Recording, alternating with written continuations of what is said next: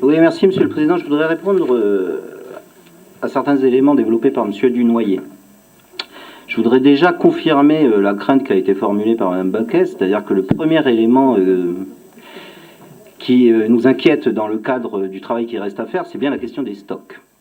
Vous avez développé en expliquant que le montant de l'abattement, etc., que les entreprises seraient amenées à consentir, devraient évoluer entre tant et tant de pourcents. Or, moi, je lis dans votre rapport spécial, hein, c'est vous-même le rapporteur spécial, au comptant, mais uniquement si les entreprises consentent à un abattement de 30%. Voilà. Donc, je préfère vous dire dès aujourd'hui, nous sommes donc le 24 mai 2018, que si c'est ça, le texte que vous allez nous présenter dans le cadre de la résolution de la problématique des stocks, eh ben, ça sera sans nous, M. Dunoyer. Et c'est bien la raison pour laquelle, quelle perte de temps, puisqu'il y a tout un tas de systèmes. Vous savez, le problème, c'est que la TVA, elle a été mise en œuvre dans plus de 150 pays, qu'à chaque fois, il y a eu à voter une loi sur le financement du remboursement des taxes sur les stocks, et qu'à partir du moment où les gouvernements en place étaient de bonne foi, tout s'est très bien passé. Or, là, en l'occurrence, Monsieur le Président du gouvernement s'était engagé à déposer cette loi avant la fin décembre 2016. On est obligé d'étudier tout ça en l'espace de moins de 3 mois, puisque, évidemment, absolument rien n'a été fait. D'ailleurs, vous dites, vous rendez hommage, et vous avez raison, vous rendez hommage aux services, en disant, vous vous rendez compte de tout le travail qu'ils vont avoir à faire pendant 3 mois. Mais je vous renvoie la remarque, c'est-à-dire que les 10 services n'ont reçu, parce que ça je me suis renseigné, absolument aucune instruction entre 2016 et aujourd'hui sur tous ces sujets. C'est-à-dire que du jour au lendemain, on leur dit, ah ben voilà, il y a une liste comme ça à la Prévert parce qu'on a l'intersyndicale Vicher et le MEDEF qui nous mettent la pression, il va falloir, tambour battant, rédiger tout ça et les passer au plus vite au Congrès. Si, c'est ce dont parlait M. Blaise tout à l'heure, les partenaires sociaux n'avaient pas réagi, on n'en serait pas là aujourd'hui. Donc, effectivement, je m'associe à vous, je rends hommage au service, c'est-à-dire qu'au lieu de disposer de plus de 2 ans pour rédiger calmement et tranquillement tous ces textes, eh bien, ils vont effectivement ne disposer que de 3 mois. Enfin, sur l'emploi, M. Dunoyer, il faut arrêter la mauvaise foi, c'est-à-dire que ça a fait l'objet d'articles dans la presse, etc.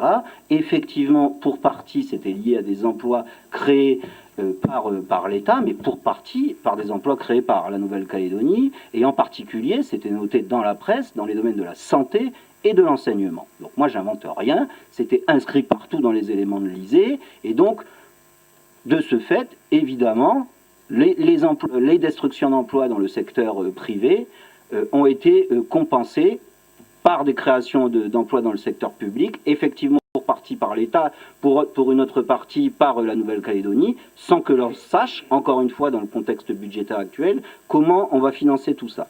Et enfin, j'en terminerai, il ne faut quand même pas oublier, parce que moi, souvent, on a l'impression que les Calédoniens, M. Martin en parlait tout à l'heure, effectivement, et c'est bien normal, oublient ce qui s'est passé ces 3 dernières années. Mais moi, je vais plus loin, j'ai l'impression que c'est dans cet hémicycle qu'on oublie ce qui s'est passé ces 3 dernières années.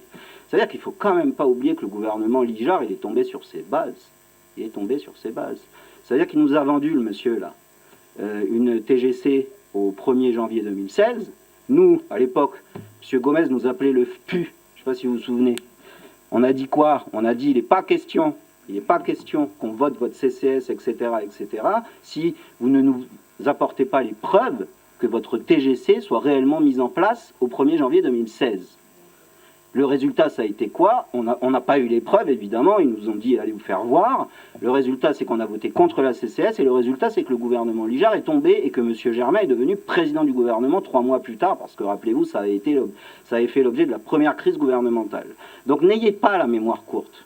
N'ayez pas la mémoire courte, s'il vous plaît. Ils n'ont pas voulu de la TVA. La TVA, si elle n'a jamais été mise en place, M. Martin en parlait, qui, à l'époque, quand M. Leroux a voulu la mettre en place, était le premier contre la TVA? Philippe Germain. Philippe Germain,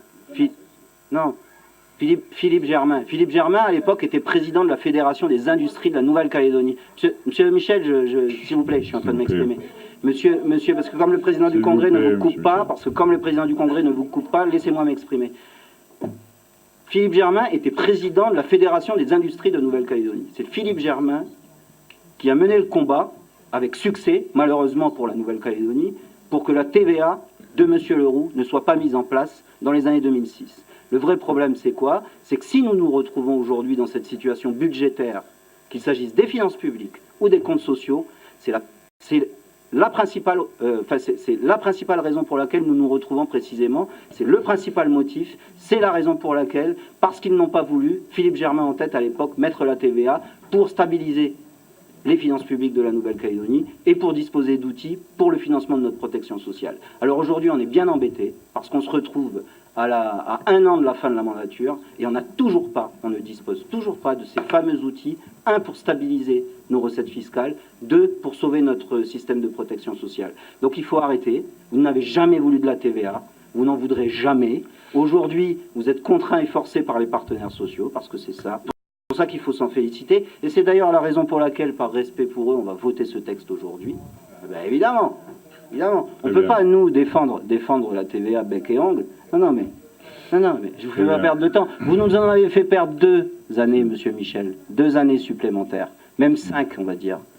Donc aujourd'hui, vous vous retrouvez dans une situation particulièrement compliquée parce qu'effectivement, quand le président du gouvernement explique qu'il va quand même être obligé de la mettre en place d'ici la fin de l'année, je pense qu'il n'a pas tort là.